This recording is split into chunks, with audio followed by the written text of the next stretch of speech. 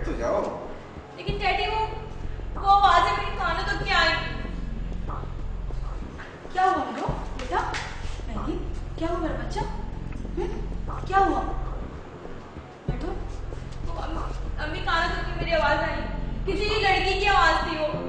कुछ नहीं बेटा। बेटा मेरा बच्चा। कैसी आवाज है? बाहर किसी लड़की की ना रोने की आवाज आ रही थी। क्या तुमने किसी को देखा वहाँ?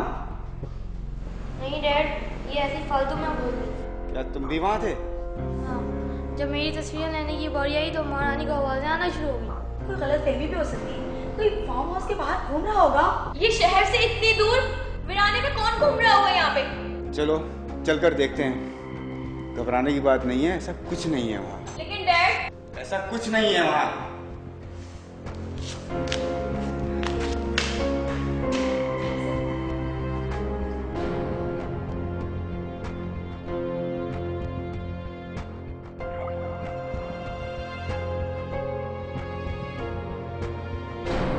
मैंने जब दोबारा कैमरा देखा तो वो लड़की कैमरे से गायब थी। उस वक्त मेरी हालत ऐसी थी कि अगर वो लड़की मेरे सामने आ जाती तो शायद मुझे हार्ट अटैक हो जाता। आसिफ, आसिफ, आसिफ, क्या?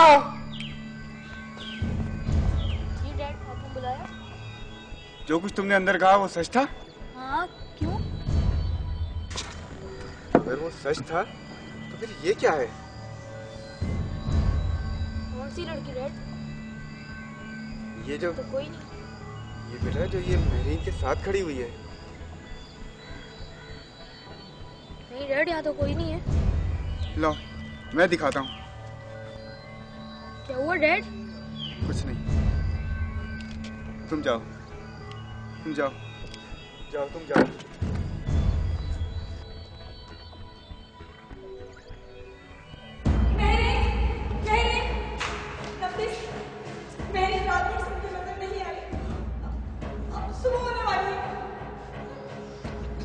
रात को तो यही थी। मुझे नहीं पता। उसको ढूंढ के लेकर आई गई। कहाँ चली गई है वो? मैंने भी देखा साहब। चलो उसको ढूंढते हैं। चलो चलो चलो। हसन, हसन। बस मैं आपको क्या बताऊं, जब से मेरी बेटी महरीन का कुछ पता नहीं चला, सबसे बड़ा और दिल दहलाने वाला वाकया था मेरे लिए।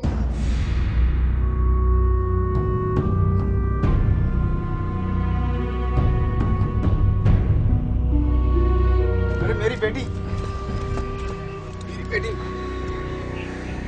उठो मेरू, बेटा उठो मेरू, उठो उठो मेरू। क्या हुआ? क्या हुआ? पापा मैं जमीन पे कैसे? और आप लोग? पापा वो